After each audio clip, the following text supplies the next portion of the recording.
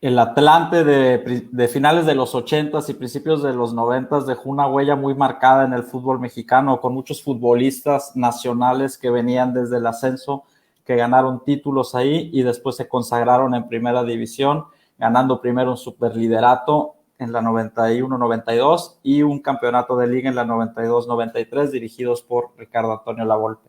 Nuestro invitado de hoy estuvo en ese Atlante de principios de los 90, finales de los 80 y también estuvo en el Atlante campeón de la Apertura 2007, siendo auxiliar de José Guadalupe Cruz, el profe, y en la Liga de CONCACAF del 2009, yendo al Mundial de Clubes también contra el Barcelona, además de tener la experiencia de ser el auxiliar de uno de los personajes más históricos del fútbol a nivel mundial, como lo es Diego Armando Maradona.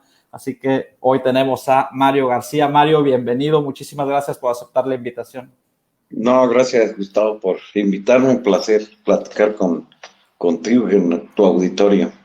Muchas gracias. A ver, Mario, pues si quieres, empieza platicándonos un poquito sobre tus inicios en el fútbol profesional, tanto de cómo llegaste en el ascenso que valga la redundancia, ascienden a Primera División con el Atlante y ya después llegan los éxitos, ¿no?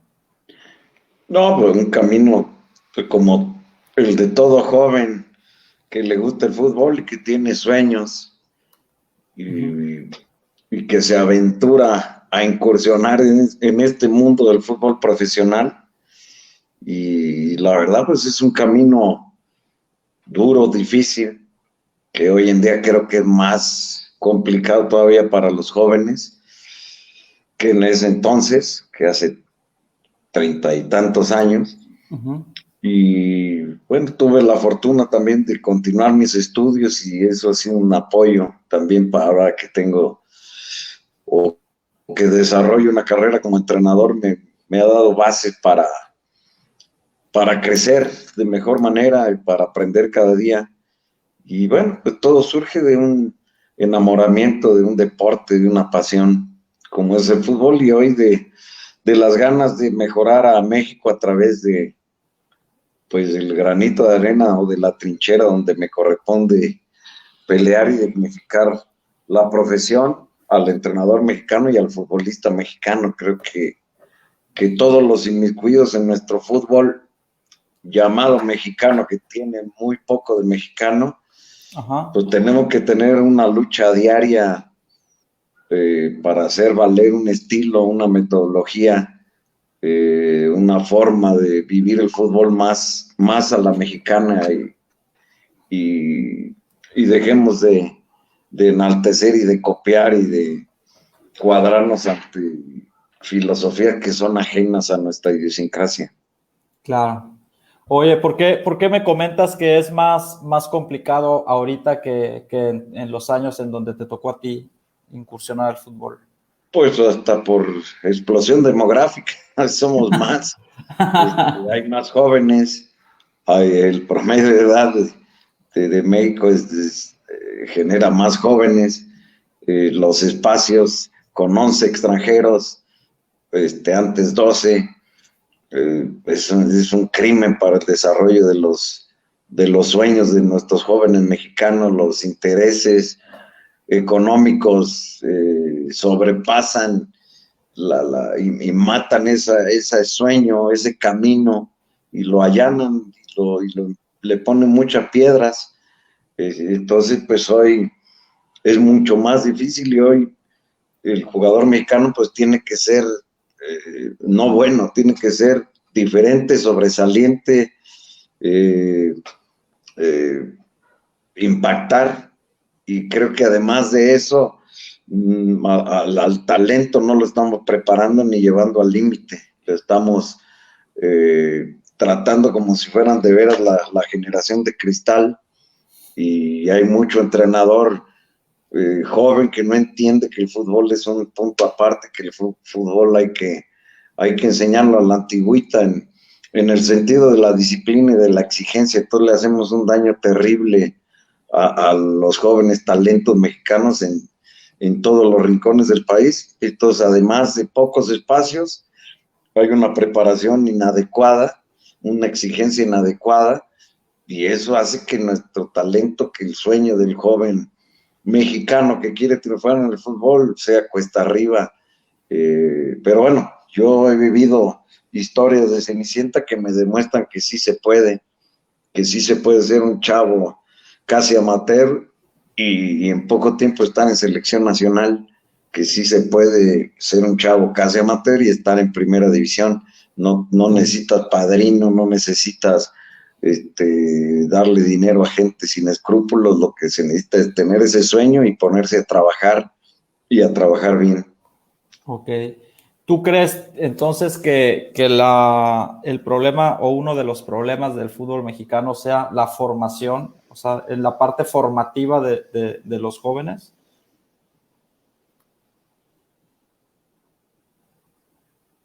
Pues claro, como sé que el problema de nuestro país es la educación, el problema de nuestro fútbol es la formación. Hoy se gastan millones de dólares en torneos, en, en cuerpos técnicos, en trabajadores para realizar esa transformación, pero estamos fallando en el, en el know-how, en el cómo hacerlo. Creemos que por traer españoles que te digan que debes bajar de peso y estar en tal porcentaje de grasa es la maravilla, cuando es una cosa tan sencilla y básica y se ha manejado por años por muchos entrenadores mexicanos, pero nos venden espejos y privilegiamos el hablar raro, El al acento. hablar y al trabajar a lo mexicano. Entonces, mientras tengamos esa mentalidad tan malinchista, vamos, no digo tonterías, el ejemplo está claramente: cuántos jugadores van a Europa, cuántos realmente triunfan a la primera, cuántos les tienen una paciencia derivada de los millones de euros que han invertido en ellos, cuántos, como no fue tan alta la inversión, simplemente los hacen a un lado y se quedan ahí grises y oscuros.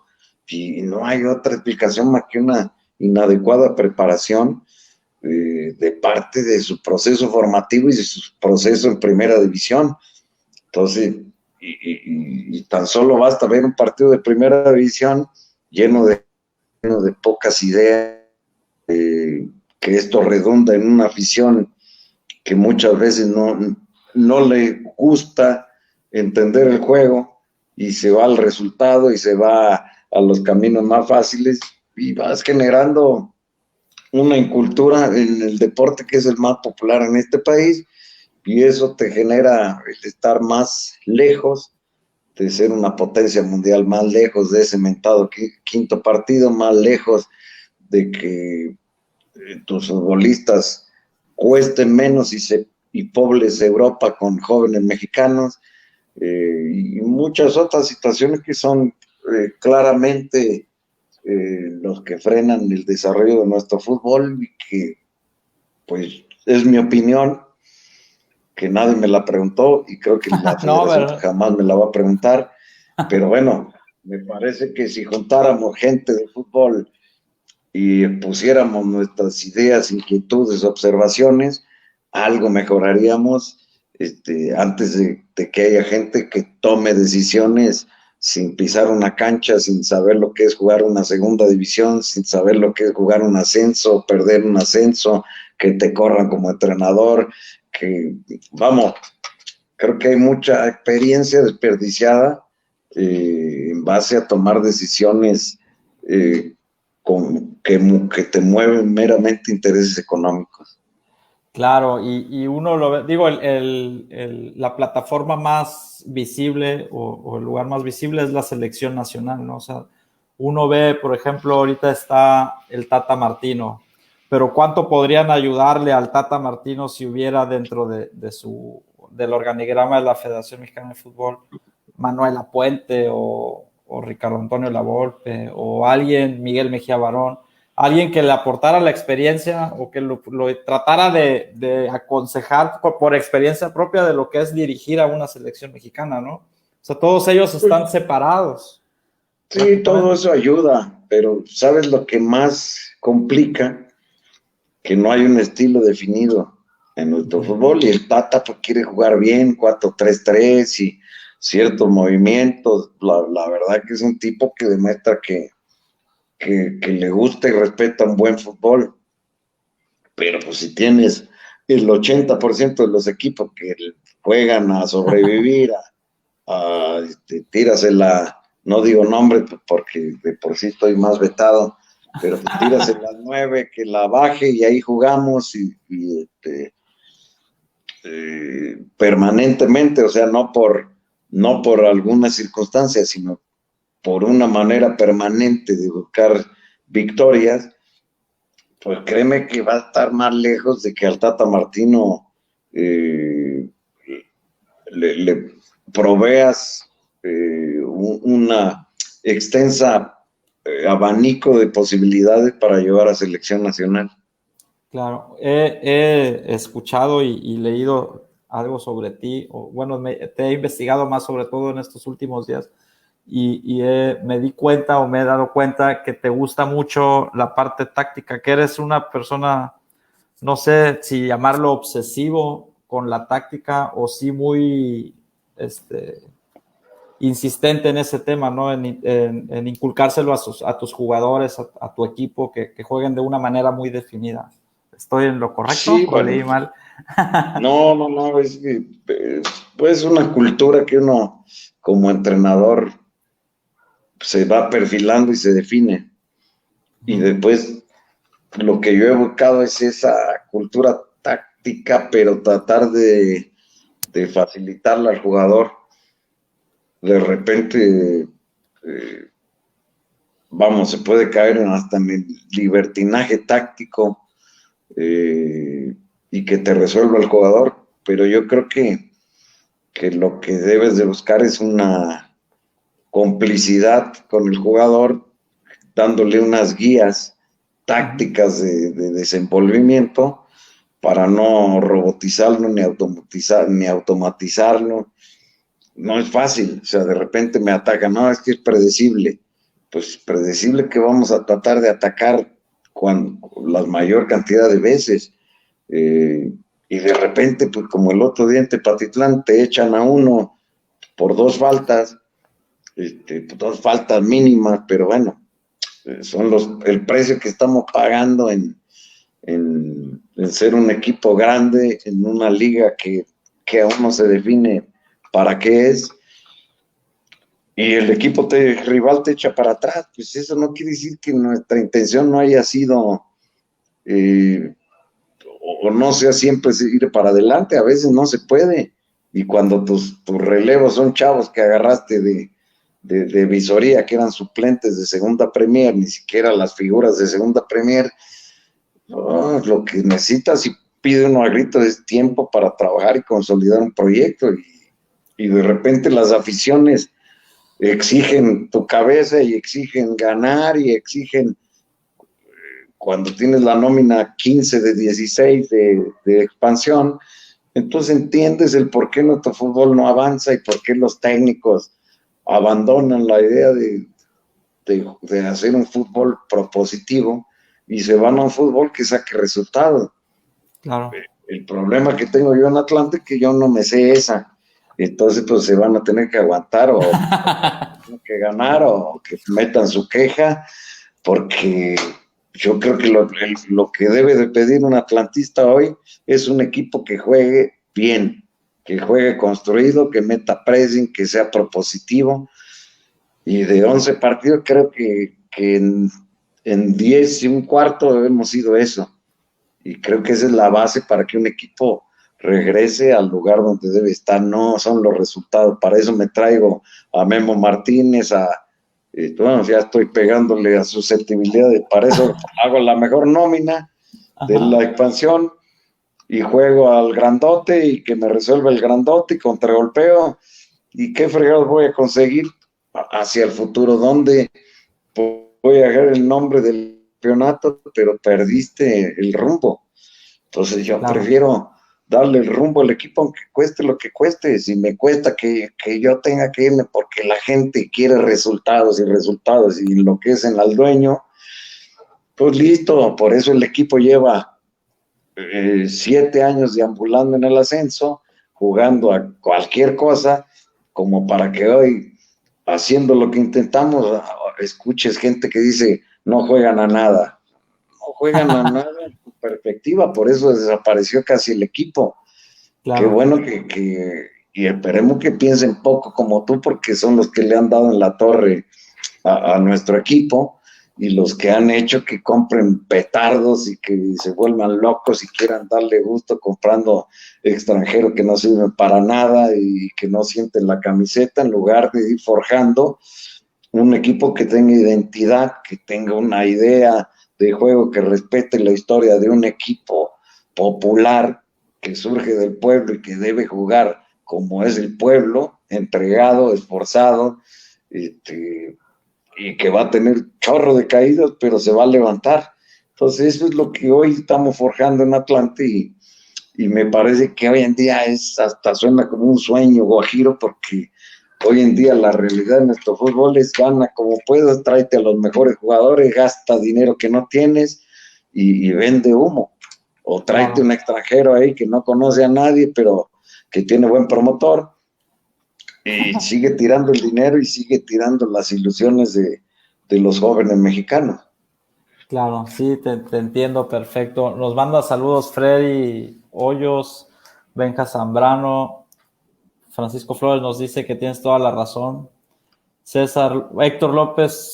Héctor Aguilar Cuervo, perdón, saludos. Miguel Ángel, saludos. Y César López Cuevas nos dice, saludos a Mario García desde Tampico, tuvo buenos torneos dirigiendo a la Jaiba. Es que yo soy de un lugar que se llama Sacamistre, muy cercano a Tampico, y pues la Jaiba, pues obviamente está, aunque todos le vamos a nuestros equipos de primera, pero la Jaiba, pues le tienes como que tienes un acercamiento con ellos, ¿no? Y tengo muchos familiares en Tampico, entonces la Jaiba sí, un primo hoy me escribió, me dijo, oye, pregúntale sobre el torneo que ganaste, la segunda Premier, ¿no? No, pues, imagínate, yo que he jugado y que he dirigido Atlante, y estoy en Atlante, pues no puedo dejar de no decir que el Tampico Madero es un equipo que aprendes a querer y que la misma gente te envuelve a quererlo. Porque yo siempre lo dije, y se los decía a los tampiqueños, es un equipo parecido al Atlante en mística, en garra, en su extracto popular y, y en lo querido que es por el pueblo, por la gente que vive en la calle, o sea, que te encuentras en la calle, que trabaja, que se esfuerza. Son equipos muy parecidos y encajaron mucho, muy bien en el fútbol, que a mí me gusta entrenar para los muchachos, que a mí me gusta ver como aficionado, y por eso yo creo que encajé muy bien en lo que fue el Tampico, y que tristemente pues llegó un grupo que yo no tuve mayor lío con ellos, pero que piensan de otra manera y es respetable. Yo pienso siempre en la teoría de la cultura del esfuerzo y de la entrega, y a veces pues eso no va con ciertas ideas o metodologías actuales porque opta más por un tema de menos esfuerzo y de más confort. Pero bueno, yo la verdad que estimo mucho a la gente de Tampico, la pasé, viví muy bien, siempre, desde Altamira, porque yo dirigí Altamira y Tampico, y la verdad que estoy muy agradecido con toda la gente de Tampico, de Madero y de Altamira. Ok, de hecho, la época en la que tú estás ahí es cuando como que se despierta el equipo, ¿no? La afición empieza a ir más al estadio, incluso No, empiezan teníamos a salir en llenos. televisión, eran llenos el estadio. Sí, y mira, ni es que fuéramos el super gran equipo, pero se mataban y tratábamos de jugar bien. Y, y lo bonito de la gente de Tampico, que reconocía ese esfuerzo y entendía que no éramos quizá ni los mejores, ni los más caros, ni los estrellas, pero nos matábamos. Y es una Claro. filosofía que yo tengo pues, de vida y de fútbol, y hoy la verdad que hoy en Atlante tenemos un equipo que se mata, que es el número 1 en las estadísticas físicas de la liga, que tuvo 15 casos de COVID, que empezó mes y medio más tarde que todos junto con Tlaxcala, al final que no pudo armarse más que lo que le dejaron, que tenía 0 jugadores y tuvo que agarrar 27 chavos a las últimas, y de repente oír tanto ataque a los muchachos y al equipo por gente que dice que le va al equipo, la verdad que me entristece. Y pierdes 3 partidos, sí, y estamos peleando y perderemos algunos más, pero estamos construyendo un equipo y no puede haber tanta soberbia de decir que se va a ganar con un escudo antes de construirlo, antes de tener las bases para defenderlo estoicamente. El fútbol, y hoy no se va a conseguir a billetazos, o sea, el que el equipo regrese a primera no es a base de billetazos ni trayendo bombas de humo, se va a construir con trabajo y con un chorro de esfuerzo, y ese lo estamos metiendo. O sea, el que me diga que este equipo no se mata, que venga y que lo demuestre. Acá está, hoy hay un GPS por satélite que no te engaña, entonces ahí yo tengo la prueba, y obvio, nos vamos a matar para avanzar, para dar alegría, pero lo primero que tenemos que entender que es difícil, o sea, ¿qué quieren? Que digamos mentiras o vendamos espejitos. Esto va a llevar un trabajo y un esfuerzo tremendo, y mejor deberían de apoyarnos tratando de hacernos un poquito más fuerte con los árbitros. Somos un equipo que no da patadas y somos el equipo con más expulsados de toda la liga, pero por mucho. Tenemos 6 o 7 expulsados en 11 partidos, o sea, es increíble. Pero bueno, ya son temas que me gustaría tocar en un foro más de atlantista,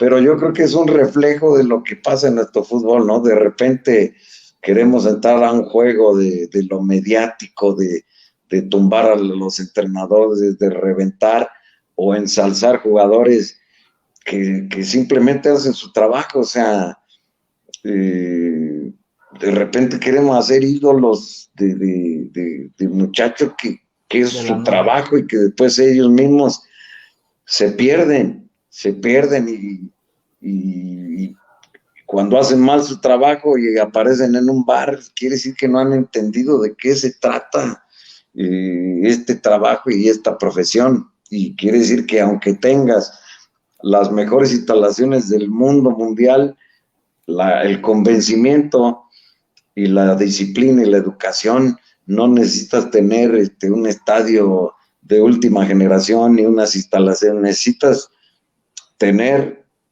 esa historia que te permita convencer al jugador de generar hábitos que vayan de acuerdo a lo que él significa para su profesión, para su equipo, para la niñez, y hoy ni siquiera atinamos en eso. Claro. Oye, nos pregunta Armando Gómez que qué piensas del último torneo ganado del Atlante, supongo el de la apertura, cuando estabas tú con el profe Cruz. Oh, claro, yo lo platico mucho con el profe y le digo que en 93 éramos un buen equipo, con buenos jugadores, y le digo que el 2007 para mí es una hazaña tremenda en el fútbol, que se le ha dado poco valor por las circunstancias, por la nómina. O sea, acá en México hablan y nunca hacen digo, no sé si esté bien o esté mal, pero nunca te juzgan o hacen un análisis en base a recurso y resultado. Entonces tú tienes a un entrenador como Guede que lo quieren idolatrar, y cuando ves realmente el fondo de su trabajo, pues, o sea, es común y corriente. O sea, y acá hay periodistas, con todo respeto, que pues son paganinis porque lo quieren endiosar y llevar a selección nacional cuando no pasa nada. O sea, me explico, o sea, para Sí, mí sí, ese sí. 2007 es una hazaña por la nómina, por cómo se llegó Pereira, cómo llegó Maldonado a debutar, cómo Vilar 3 años antes venía de un ascenso, o sea, de una división menor. Ujú. Los chavos que trabajaban conmigo en Pegasa Nagua, que en segunda, que suben a primera, que se van a Colima, 6 meses en primera y los brincas, digo, 6 meses en ascenso y los brincas a primera división y salir campeón en una plaza tan complicada para el fútbol como es Cancún, pues a mí me queda como una anécdota que va más allá y yo la llamaría una hazaña deportiva realmente, ¿no? Y más que se te cruza el final es Chivas, Cruz Azul, Chivas y Pumas, eh, vamos, es algo que debe de ensalzarse un poquito más de lo que se hace por ese diferencial que había respecto a muchos otros equipos que obviamente se zanjó con la calidad que tenían los muchachos, pero sobre todo con la voluntad y el grupo que ellos armaron. Y evidentemente, pues por una dirección atinada del profe Cruz y la gente que lo apoyábamos. Claro, aquí nos dice Armando, y el Hobbit infravalorado en su momento y pesó en la ofensiva mejor que muchos que ganaron el Mundial del 2005 o un Chema Cárdenas que proyectaba para mucho más. Pues ellos incluso se los lleva después, se los lleva A la Miguel Herrera América. a la América, a ellos dos. Sí, bueno, es que eran jugadores que quizá en lo individual, por su físico, eh, los podías hacer menos, pero cuando entraban a ese conjunto, a esa idea colectiva, se potencializaban. Y esa es la idea o para mí ese es el objetivo de un entrenador. O Uh-huh. sea, el crecer, hacer crecer a tus jugadores a través de un trabajo colectivo, de una idea colectiva propositiva, es lo que los va a proyectar. O sea, hoy que veo a Johan Vázquez y me acuerdo porque que cuando yo llego a Cimarrones era un chavo que no había jugado ni en ascenso, entiendes que esta manera de jugar que uno propone, que tiene riesgos, implica un gran esfuerzo y sacrificio, va a redundar en que el jugador explote, crezca y se vea atractivo para los demás. Claro. Entonces me parece que esa forma de juego, esa idea, esa esencia o estilo de juego que debe tener cada club va directamente proporcional a ese desarrollo de sus jugadores. Entonces, fundamental tener bien definido eso. Yo hoy en México, pues pocos equipos tienen definido a qué juegan. O sea, no es que jueguen a nada, como ahora sí que popularmente se ataca. Simplemente es qué idea de juego tienen y si en base a ella van a buscar sus objetivos individuales y colectivos. Claro. Oye, Mario, y tú has estado mucho tanto tanto de director técnico y de auxiliar. ¿Cuál es la diferencia o cuál es la función entre uno y otro, las diferencias que hay? Por ejemplo, el auxiliar, ¿en qué apoya al entrenador? Y ¿Cuál es su hoy función? hay moda de que hay un chorro de auxiliares, ¿no? Uh-huh. Pero pues realmente dependiendo del entrenador y, y su metodología de trabajo, pues tiene que apoyar en cancha, que hoy, por ejemplo, en mi metodología, el preparador físico se vuelve un auxiliar porque prácticamente el trabajo físico es integrado. Uh-huh. Eh, pero lo que viene siendo el auxiliar es ese ayuda en los trabajos de campo, que los trabajos de campo todos deben de estar enfocados al estilo de juego, por eso debe haber una conexión directa con el entrenador y su intención de juego. Deben estar conectados hoy para nuestros chavos mexicanos con los conceptos ofensivos y defensivos. Igual el preparador físico debe estar en esa conexión.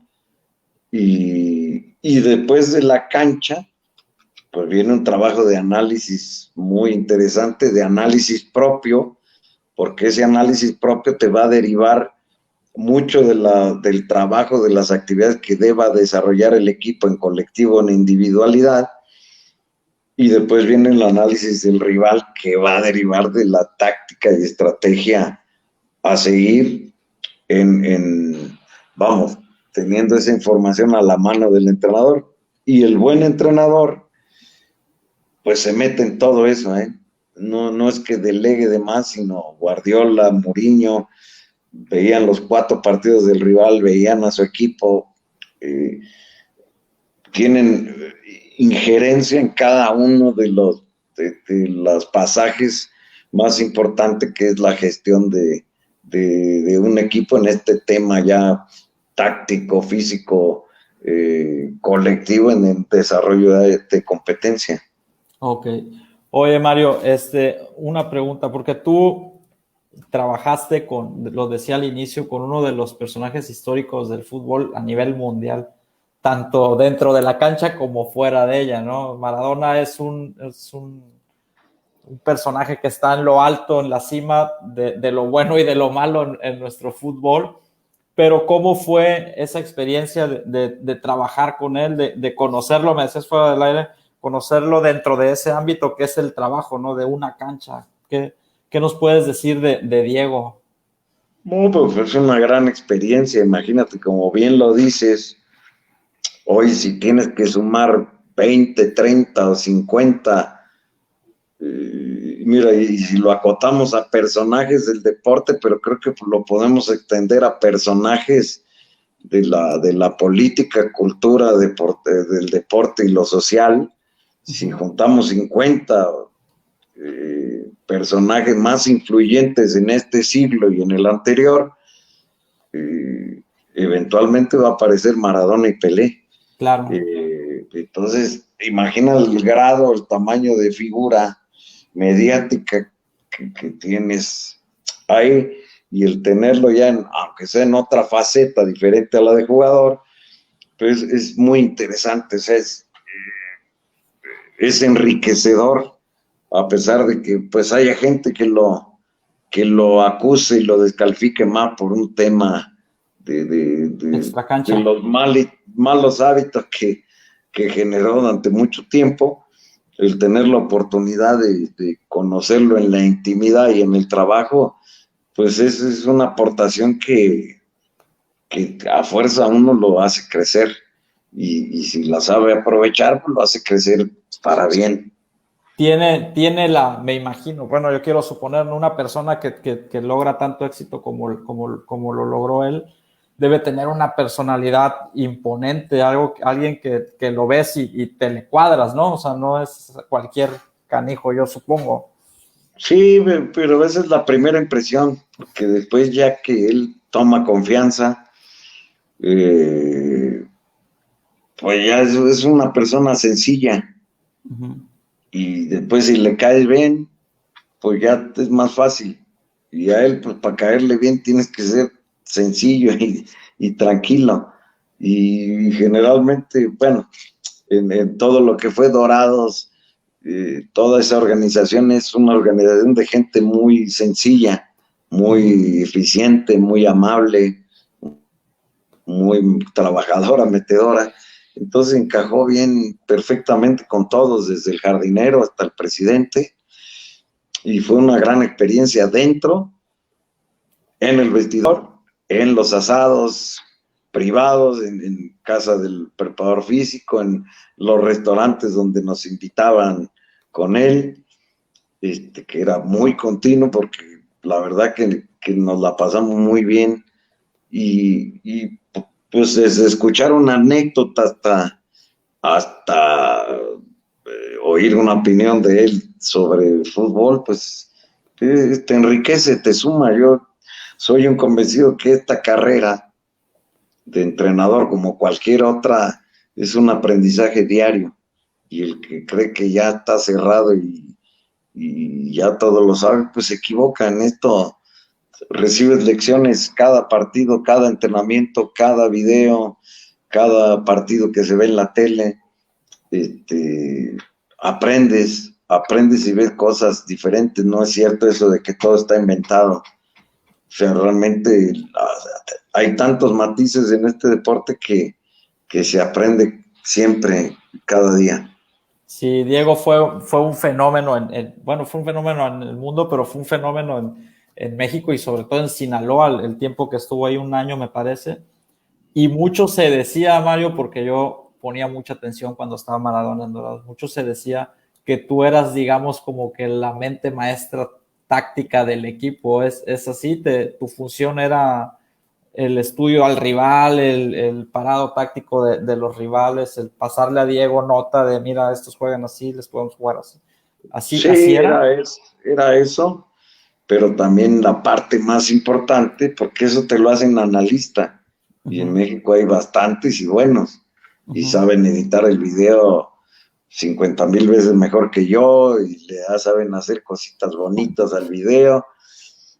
Acá lo más interesante no era eso, sino a través de una figura como Maradona, que su concepto táctico es más básico, el llevar esta información del rival, de la competencia, hacia los jugadores, sin transgredir la intención de Diego, la indicación de Diego, Uh-huh. lo que decía Diego, fue el punto más importante, esa lealtad, honestidad, pero Tino, Uh-huh.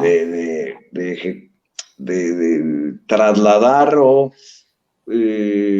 como si yo fuera un traductor, traducir Uh-huh. esa intención de Diego, esa información básica, táctica que él extendía a los jugadores, el hacer que ellos la comprendieran y la ejecutaran de muy buena manera. Claro. Entonces, esa fue una labor bien importante porque yo no podía transgredir al entrenador que era Diego. Yo tenía Claro. que apoyarlo, avalarlo y enriquecerlo desde la raíz de lo que él quería. Y eso Claro. se dice fácil. Es mucha experiencia la que uno tiene para poder haber hecho eso de manera sencilla, Claro. sencilla y práctica, para que el jugador no tuviera jamás confusión y ejecutara de manera pues tan correcta que se llegó a la final. Sí, que el jugador no tuviera confusión y que Diego no se sintiera tampoco menos, ¿no? No, O que porque él quisieras después, violar su idea. exactamente, él sabía lo que yo hacía y me pedía que lo hiciera. Y estaba Ajá. muy agradecido porque sabía que yo siempre le fui, le iba a ser leal, porque el auxiliar esa es una parte fundamental. Y si no está de acuerdo en algún tema táctico, en alguna intención del entrenador, o se lo dice o lo apoya, aunque él piense que deben jugar color blanco y el técnico dijo que es azul y a él no le gusta el blanco, él tiene que decir que le encanta el azul y que con el azul van a ser campeones. Si es que no convence con buenos argumentos al entrenador de que debe ser blanco. Entonces, Claro. ahí es una labor fundamental del auxiliar porque pues no se vale, nada, si yo le dije que era blanco, si yo sabía que era blanco, no, ya todos somos en azul y eso hay que apoyarlo a muerte en términos deportivos. Sí. Nos preguntan aquí, ¿tienes algún parado táctico preferido o habitual o haces tus planteamientos acorde al rival? No, o sea, yo gran parte de la carrera hice el 5-3-1-1. Uh-huh. Y en Cimarrones me pidió Alan Rivera, el director deportivo, que institucionalmente ellos manejaban el 4-3-3. Y yo le dije que yo lo conocía y que lo iba a estudiar e implementar. Y la verdad que me ha gustado mucho, es más ofensivo que el 5-3-1-1 y llevo algunos años en base a ese parado. Lo único que hacemos es adaptarnos a lo que hace el rival, pero buscamos siempre atacar de esa manera y darle mucha movilidad a ese esquema. Todos, me da la impresión que todos sobre todo los, digamos, atlantistas de la Volpe, empezaron con un 5-3-2 o 5-3-1-1 que mencionas, y han ido mutando al 4-4-2, o sea, a la línea de 4 básicamente, ¿no? ¿Por qué es eso? Porque mucho tiempo fueron así, Miguel Herrera, sí, todos ellos, tú. Así es, porque finalmente creo que esa línea de 4 puede ser más ofensiva. Ajá. Y creo que tiene más variantes también para hacer un juego construido. Okay.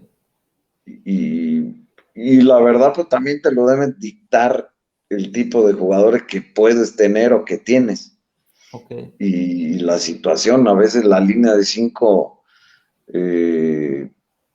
es conveniente. Yo la verdad que hoy, imagínate, en Atlante tengo nominales, tengo 3 centrales en todo el roster. Entonces, para mí la línea de 5 es muy difícil, pero sin embargo tengo laterales que son extremos. Entonces, la línea de 5 me corregiría el tema de que tenemos laterales demasiado ofensivos y que de repente les cuesta la marca por oficio. Pero pues tienes 3 centrales, y entonces son las complicaciones que hoy encontramos en este inicio con un equipo que tuvimos que armar demasiado tarde. No conseguimos centrales, no conseguimos laterales y estamos con los justos.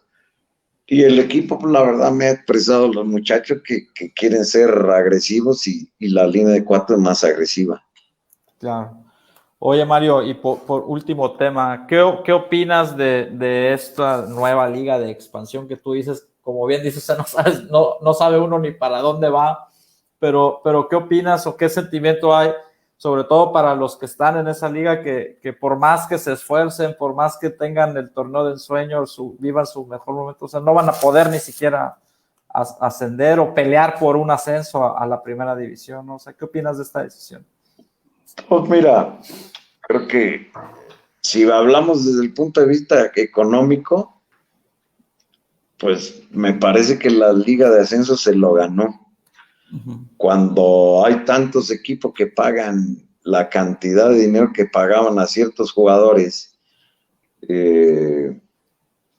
y después no había el recurso para solventar esos salarios, porque no había entrada suficiente, porque no había patrocinio, porque no generaba o no generas o generaba lo que genera una primera división, pues se hacían hoyos por todos lados y los proyectos se resquebrajaban, y pues eso tampoco nos iba a llevar a ningún lado. Creo que por ese lado es correcto, por el lado de la poca oportunidad que tiene el jugador mexicano en primera división por el espacio tan grande de 11 extranjeros que hay en los equipos, pues entiendes que, y además ahí hay un punto muy importante, ¿no? Que yo también tengo pruebas, ¿no? Tienes una sub-20, una sub-17, una sub-15, y no me meto hoy a la rama femenil, sino el puro tema varonil, donde un técnico de primera división quiere agarrar a un chavo sub-20 y ese chavo lo hacen entrenar 1 hora y cuarto, juegan en campos donde no hay nadie, digo, no hoy con el COVID, sino te hablo época pre-COVID, donde no va nadie, donde los arbitrajes son, imagínate, si acá a nosotros que nos pasan por tele son criminales, Imagínate irte a meter a la cantera o a Cuapa con chavos árbitros, pues no aprende, o sea, cuando te acuchillan así, ni siquiera es aprendizaje, o sea, te van asqueando de lo que es el fútbol. Entonces, lo que pasa es que esos jugadores, si un técnico de primera los quiere, no le van a servir. Entonces, tienes un desfase entre 20, 17, 15 y primera división. Y quieres producir jugadores. Entonces, estás en una incongruencia total, ¿no? Y solamente en la expansión tienes a Tapatío y a Pumas Tabasco como filiales directas. Entonces, pues, ¿cuál es la lógica? ¿Y cuál es? Tú me decías, ¿qué rumbo tiene esta liga? Bueno, pues el rumbo que yo le encuentro es que esta liga va a ser la abastecedora de los poquitos lugares que va a haber para mexicanos. Entonces, ¿qué nos tenemos que preocupar? En generar centrales, laterales, porque son las posiciones que más hacen falta en primera, porque ahí no traen extranjeros. Okay. Entonces, va a haber posibilidad para esas posiciones a los jugadores destacados de aquí, una oportunidad en primera. ¿Por qué? Porque la 20, la 17 no son una opción real para un entrenador que, como hablamos hace rato, le van a pedir que gane, que juegue como el Barcelona desde el partido 1 de su gestión 1. Entonces, ante esa inmediatez, no van a llevarse un chavo sub-20 porque no está preparado. O sea, la realidad, claro que hay excepciones, ¿no? O sea, va a haber varias excepciones de chavos sub-20, pero la generalidad de esos chavos no va a estar preparado, no va a tener el bagaje que te da la segunda división, que te da ir al estadio Tamaulipas con 22,000 gentes a hacer fútbol y sacar resultados. Eso es aprendizaje puro. Entonces hoy hasta los chavos, algunos los llevan hasta en avión y en charter. Entonces, ¿qué van a aprender? Aprender cuando te ibas a Tepic desde México con el Atlante o a Tecomán, ahí se aprende. Y después párate a jugar con tipos profesionales que te quieren arrancar la cabeza en el buen sentido deportivo. Pues ahí es donde aprendes. ¿Tú crees que, así como por lo que dices o lo que entendí yo, es de que hay dos opciones que pudieran beneficiar? Una es que la liga de expansión o los equipos de la liga de expansión sean absorbidos por los de primera división, que digan, a ver, tú vas a ser mi equipo filial, o sea, tú vas a foguear a mis chavos de sub-20 con público, por así decirlo, ¿no? O volver al torneo que estaba en tus tiempos, que yo no conocí, pero que era el torneo nacional de reservas, ¿no? Que jugaban previo al partido de primera división. Ese tenía un límite, era como la sub-20. Ajá. El asunto es que hoy ya no, jamás te dejan jugar en estadios con gente.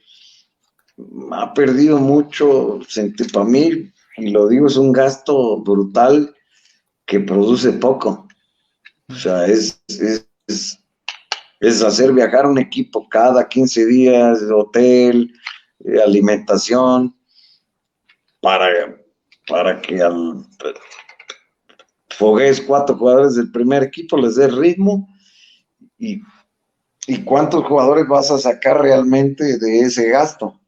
Entonces, para mí es algo que se debe replantear y yo tengo una idea de regionalizar ese torneo e incluir a las universidades de cada región y hacer crecer o involucrar la expansión. No, la sub-20. La sub-20. No, la de expansión. Ok. En 2 años va a ser de ascenso, porque los equipos no van a aguantar pagar 120 millones por ser el más malo, van a preferir descender. Claro. O sea, entonces, regionalizar la sub-20, que los viajes sean más cortos y ya. La sub-20 y la sub-17. Hacer torneos que involucren a las universidades. Y hacer la misma cantidad de partidos con universidades y con algún equipo que integren a a esa competencia. Ok. Pues parece interesante, no lo había escuchado, parece muy interesante. No, pero yo te digo porque pues, yo toqué de joven la CONADEIP, que es ya no sé ni las siglas, pero es el deporte de instituciones privadas. Uh-huh. Comisión Nacional del Deporte de Instituciones Privadas, Uh-huh. que son la del TEC, vamos, esas universidades que económicamente son fuertes, tienen instalaciones y pueden involucrarse con el fútbol a este nivel. No Y para aparte sacar... van a tener estudiantes en el estadio apoyando y le va a generar, digamos, ruido a los chavos, ¿no? O sea, van a jugar con gente, pues va a ser un ambiente. No, bueno, es que es una idea que pues yo no sé qué intereses haya o no haya, pero me parece que parte de un crecimiento para nuestro fútbol es reforzar, en lugar de estar todos dispersos, hacer esas alianzas. Claro. Y se puede hacer un muy buen torneo. Imagina en Guadalajara, en Monterrey, en México, hacer esos torneos regionales entre, vamos, hay zonas que son más complicadas, ¿no? Uh-huh. Pero pues en Tampico tienes a Tampico, al Corre, hay universidades ahí que está San Luis. Incluso hasta Monterrey no queda tan lejos. No, lo puedes integrar. Ciudad Victoria. Exactamente. Sí. Integras y haces unos torneos padrísimos con 20 equipos, donde tu gasto se reduce y yo creo que tu posibilidad de crecer se mantiene. O sea, de desarrollar jugadores se mantiene. Claro.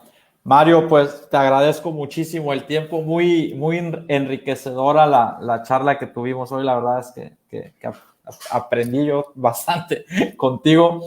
Me dio muchísimo gusto hablar contigo, conocerte sobre todo y pues escuchar tus anécdotas, tu forma de pensar y de ver y vivir el fútbol. Ojalá que te escucharan porque parece saber. Que tengas mucho éxito en el Atlante, que te aguanten, que entiendan que es un proceso que va a llevar tiempo porque es un equipo prácticamente nuevo y que sepan que pues al menos están en las manos de alguien que sabe, que conoce el fútbol y sobre todo que conoce la institución, porque atlantistas como tú pues hay muy poquitos, ¿no? Sí, no, muchas gracias, Gustavo, un placer y acá estamos a la orden para platicar de este tema tan apasionante. Muchas gracias a ti, muchas gracias a los que nos escucharon, los invito a seguirlo haciendo, vendrán más charlas con futbolistas y exfutbolistas, entrenadores, directores técnicos que estarán aquí en el canal, les iré avanzando en las redes sociales de Facebook e Instagram del Clan del Canicas, el canal de YouTube del Clan del Canicas. Saludos, me dicen, mándale saludos a tu mamá, güey, sí. Saludos a mi mamá que está en Sacamix en mi casa. También saludos a Héctor Bautista, que cumplió años, me pidió que le mandara saludos. Un abrazo, felicitaciones, Picos. Y pues les agradezco a todos, muchísimas gracias, Mario, un placer. Gracias, Gustavo, un saludo a toda la audiencia. Gracias.